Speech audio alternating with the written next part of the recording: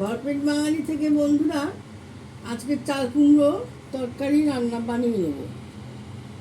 চাল কুমড়ো রান্না করতে আমার লাগবে মেথি ফোড়ন। আমার শ্বশুর বলতেন চাল কুমড়োয় মেথি ফোড়ন দিবা। মেথি ফোড়ন দিলাম, শুকনো লঙ্কা ফোড়ন দিলাম,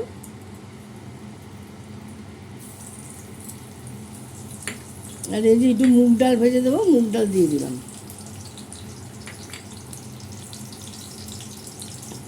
এটা একটু ভালো করে ভাজা ভাজা হোক। তারপরে এই যে আমার লাগবে, এই যে সাদা তেলে রান্নাটা করছি, আর এই যে লাগবে আমার এই যে চাল কুমড়ো কেটে নিয়েছি ঝিরিঝিরি করে, তার সঙ্গে একটু মিষ্টি কুমড়ো দেবো। চাল কুমড়ো তো নিজস্ব স্বাদ নেই, তাই জন্য।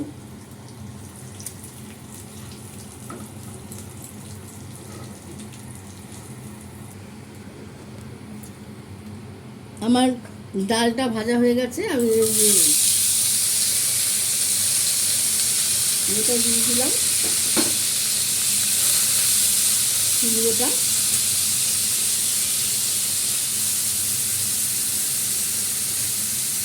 কুমড়োটাও দিয়ে দিলাম।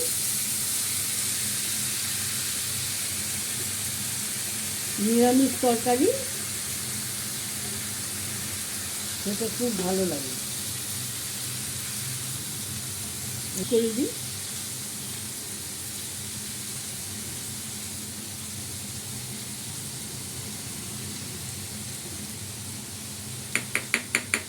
এই নুন দিয়ে দিচ্ছি, একটু নুনটা একটু কম করে দেবো, কারণ তরকারি তো মজে যাবে, পরে নুনটা আবার দেখে দেবো।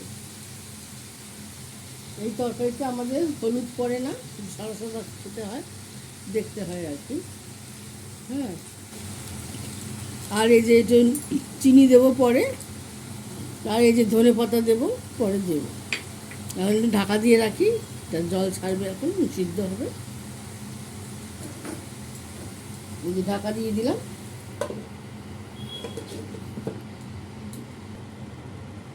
দেখুন বন্ধুরা, আমার চাল কুমড়োর তরকারি সিদ্ধ হয়ে গেল। জলটা একটু মরবে, একদম সিদ্ধ হয়ে গেছে। কুমড়োও সিদ্ধ হয়ে গেছে, চাল কুমড়োও সিদ্ধ হয়ে গেছে, খুব সুন্দর গন্ধ বেরিয়েছে। এটার মধ্যে একটুখানি আটা ছিটিয়ে দিচ্ছি, তাহলে জলটা তাড়াতাড়ি মরে যাবে।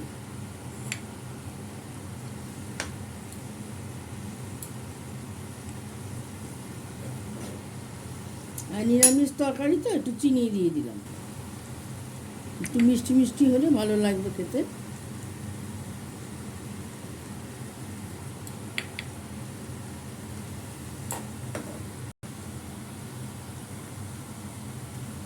একটু ধনে পাতা দিয়ে দিলাম।